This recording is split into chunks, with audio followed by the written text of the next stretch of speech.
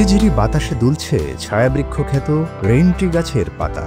দ্রুত বর্ধনশীল ও ডালপালা বেশি হওয়ায় ছায়া দিয়ে পরিবেশ শীতল করতে জুড়ি নেই এই গাছে। রাস্তার দুই পাশে সারি করে রোপিত এই বৃক্ষের বয়স নিতান্ত কম নয়, ২০০ বছরের কাছাকাছি। প্রাচীন এই রাস্তাটিও নানা কারণে খ্যাত। এটি সেই বিখ্যাত যশোর রোড। এই যশোর রোড ধরেই ১৯৭১ সালে মার্কিন কবি এলেন্স গিন্সবার্গ বনগাঁ পেরিয়ে বাংলাদেশের যশোর সীমান্তে পৌঁছান। যশোর সীমান্ত ও এর আশপাশে বসবাসরত শরণার্থীদের দুর্দশা দেখেই লিখেছিলেন September on Jessore road. Double million offer, Walton fridge কিনে পেতে পারেন ২০ লক্ষ টাকা, রয়েছে কোটি কোটি টাকার নিশ্চিত উপহার। পরবর্তীতে আমেরিকায় ফিরে এই কবিতা থেকেই হয় বিখ্যাত ফান্ডরাইজিং গান সেপ্টেম্বর অন যশোর রোড, যে গান কনসার্টে গেয়েছিলেন গিন্সবার্গের বন্ধু বব ডিলান ও সমকালীন অন্যান্য বিখ্যাত গায়কেরা। এই রোডের নাম যশোরের মানুষ দীর্ঘদিন ধরে জানে যে কালীবাবুর সড়ক। পরে এই রোডটা হয়েছে যশোর রোড। এটা কলকাতার শ্যামবাজার পর্যন্ত এই রোডটা আছে এবং এই রোডের আরেকটা ঐতিহাসিক গুরুত্ব আছে। সেটা হচ্ছে ১৯৭১ সালে আমাদের মহান স্বাধীনতা যুদ্ধের সময় আমেরিকার কবি এই রোড ধরে এসেছিলেন এবং তিনি একটা বড় কবিতা লিখছিলেন।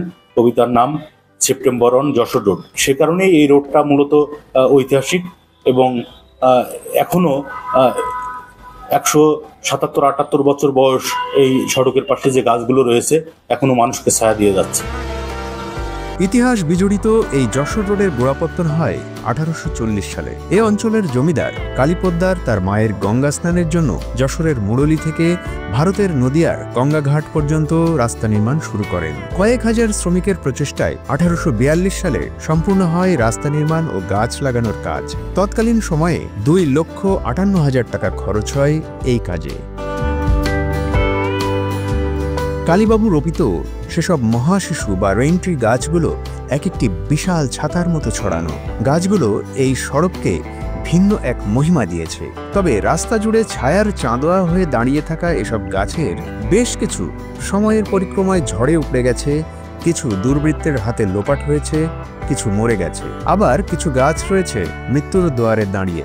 এগুলোই ঝুঁকিপূর্ণ অবস্থানে, আর সেসব গাছের কারণে ঘটছে দুর্ঘটনাও।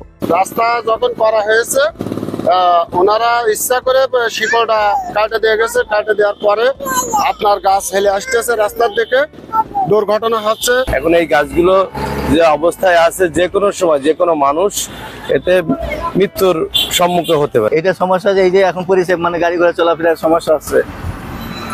এই যে রাতের বেলা এসে বলতেও পারবে না, এসে মেরিতে। যদি সরকার এটি একটু খেয়াল করতো তাহলে গাছ কাটা থেকে মেরে নিত, তাহলে আমরা যশোর বেনাপোল মহাসড়কের ঝুঁকিপূর্ণ গাছগুলো কেটে ফেলার জন্য জেলা পরিষদকে এর আগে চিঠি দিয়েছিল শার্শা ও ঝিগরগাছা উপজেলা প্রশাসন। চিঠিতে এসব গাছ জরুরি ভিত্তিতে আইন ও বিধি মোতাবেক অপসারণ করার জন্য অনুরোধ জানানো হয়েছিল। তবে হাইকোর্টে একটি রিটের পরিপ্রেক্ষিতে গাছ কাটা নিয়ে স্থিতাবস্থা রয়েছে এবং সেটির নিষ্পত্তি না হওয়া পর্যন্ত গাছ কাটা যাবে না বলে জানিয়েছে জেলা পরিষদ। যেগুলো ঝুঁকিপূর্ণ গাছ, যেগুলো আমাদের জীবন এবং মালের ক্ষতির কারণ হতে পারে, সেগুলো তো আমাদের আইনগতভাবে অপসারণের একটা সুযোগ রয়েছে এবং সেক্ষেত্রে আমাদের জেলা পরিষদ এটার দায়িত্ব পালন করে থাকে।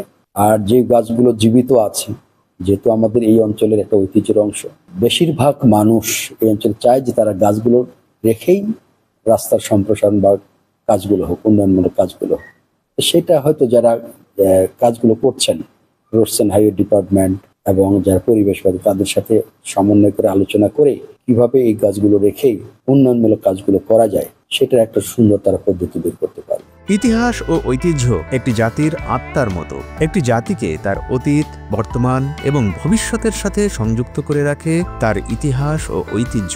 একটি জাতির সামগ্রিক উন্নয়নের জন্য তাই এগুলো সংরক্ষণ অত্যন্ত জরুরি। যশোর থেকে সাকিরুল কবির রিটনের দেওয়া ভিডিও ও তথ্য নিয়ে রিপোর্ট risingBD.com।